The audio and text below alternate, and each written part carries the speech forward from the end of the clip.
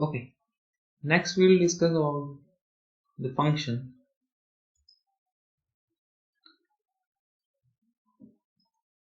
h omega.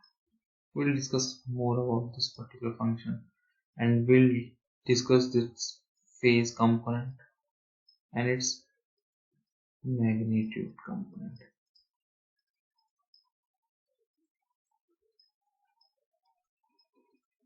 One may ask why we want to discuss this h omega.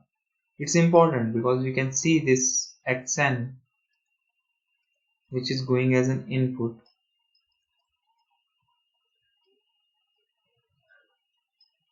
to this system which has an impulse response of hn, which is also written as h omega in frequency domain, leads to yn for a particular set if xn is of eigenfunction a exponential j omega n, yn will be equal to a of h omega exponential j omega n.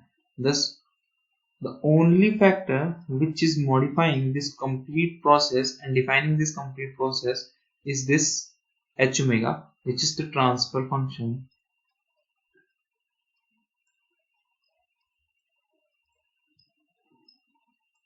of the system or filter, we can say, right? So we want to discuss more about this particular function h omega, and we want to discuss about its phase and magnitude part. We know h omega is a complex component as we have seen in the previous example. So h omega can be written as mod of h omega, that is the magnitude, and exponential j theta, right? So it is, this theta is a function of this omega, right? In the previous case when we have put omega is equal to pi by 2, so we find out the theta at omega is equal to pi by 2, right? So if we want to find out the generalized case, then this theta will be a function of omega, right? So both h omega, h magnitude and both phase component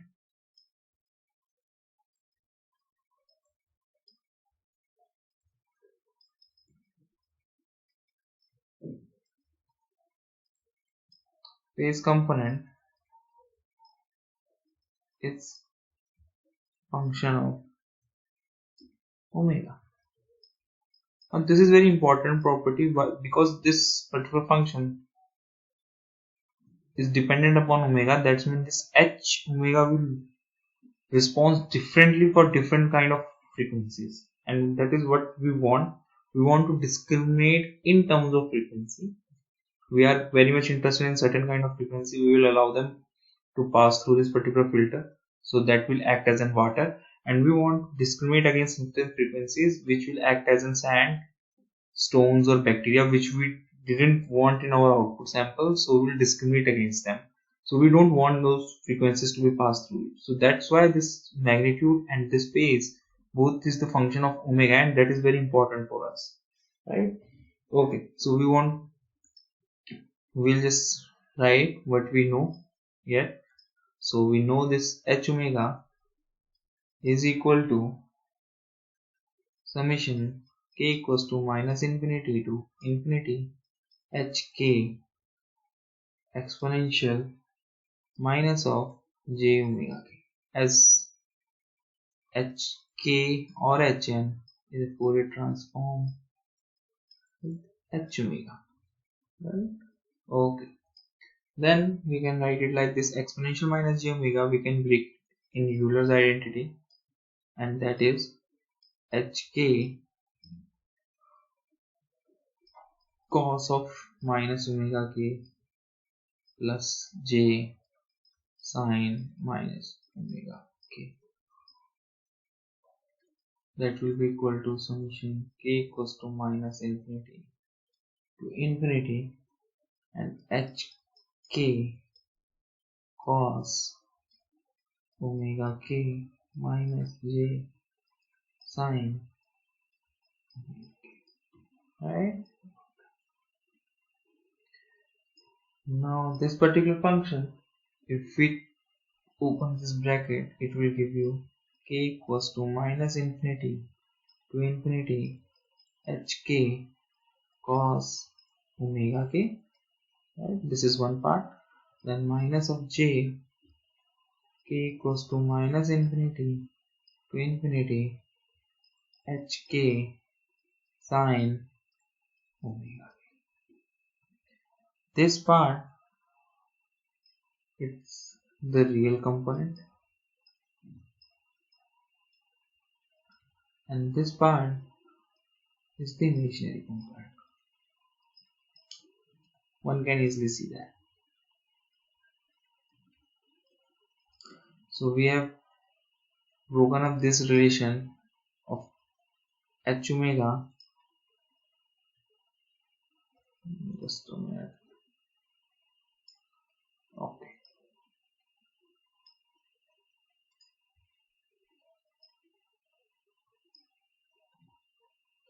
We have broken up this function h omega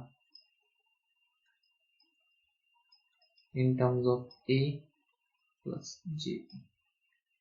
So real part of h omega, that we can write it as h r omega, that is h r omega, and h I omega is equal to k equals to minus infinity hk cos of omega, and h I omega is equal to k equals to minus infinity to infinity with a negative sign hk sine omega k, right? Then mod of h omega can be written as hr omega square plus hi omega square, right? And angle theta omega is equal to tan inverse of hi omega over hr omega, right? Okay.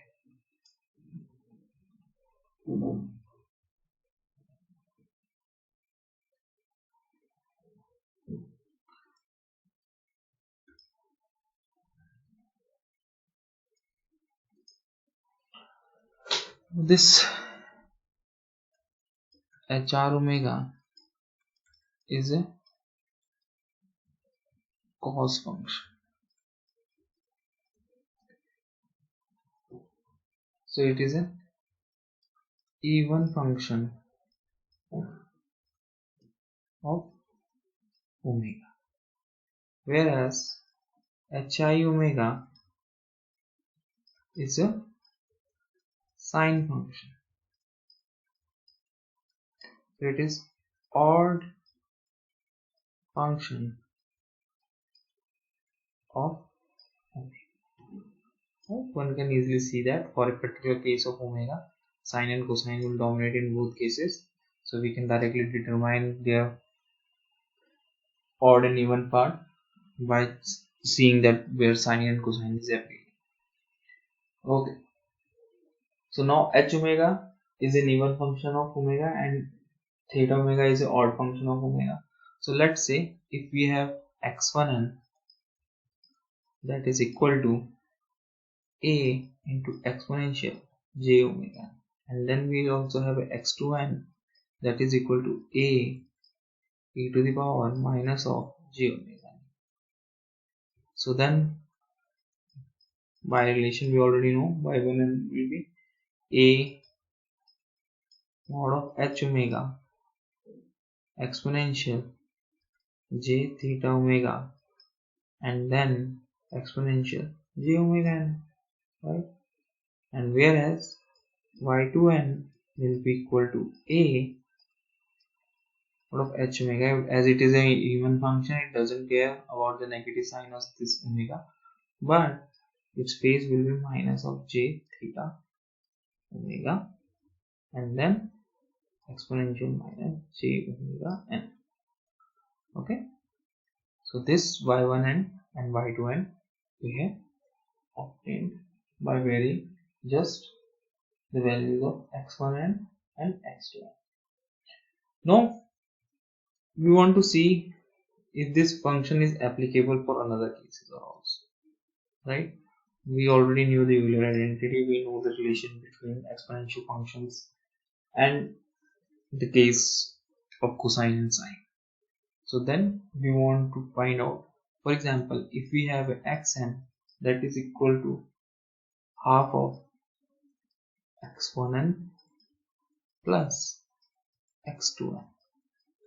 Now that will be equal to half a exponential j omega n, right, plus a exponential minus j omega n, that is equal to a by 2,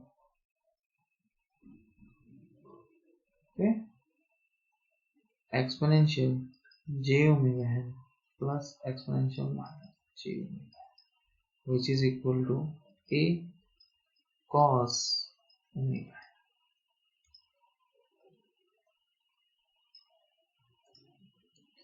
Similar case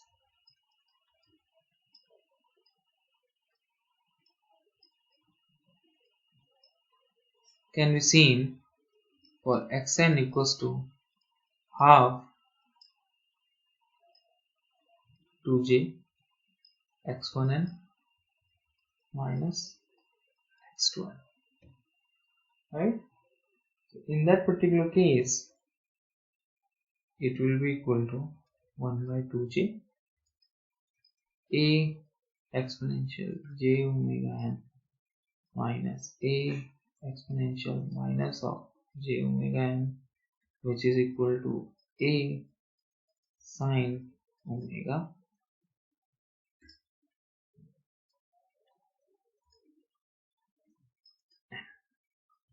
These are both the cases. Now we want to find out the value of yn. In the first case, yn will be equal to a, right?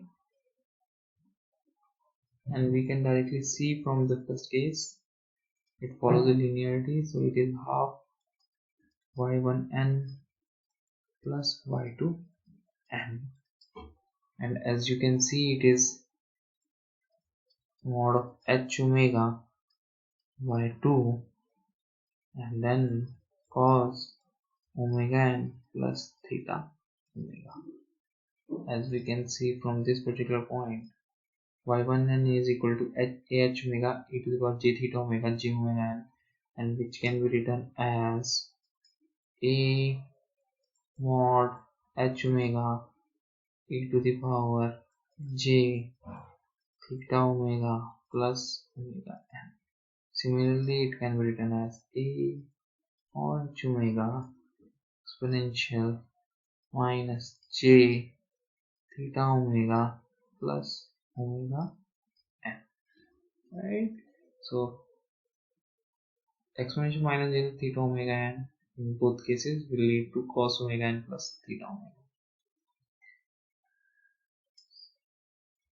Similarly, this particular part yn will be equal to 1 by 2j y1n minus y2n, and that will give you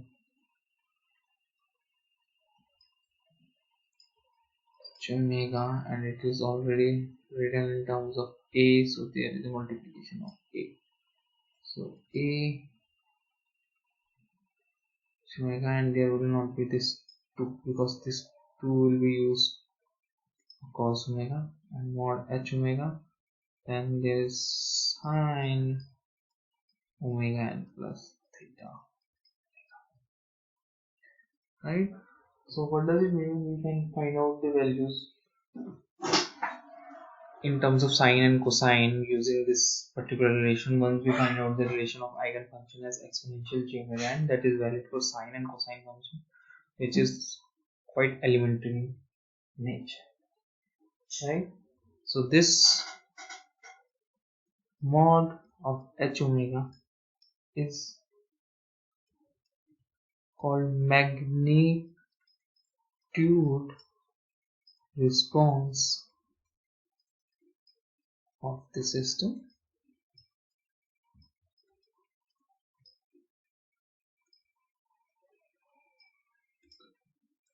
and theta omega is called phase response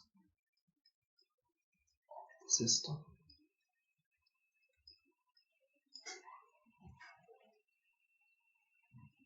Okay, so that's all for today. We'll discuss next topic in next lecture. Thank you.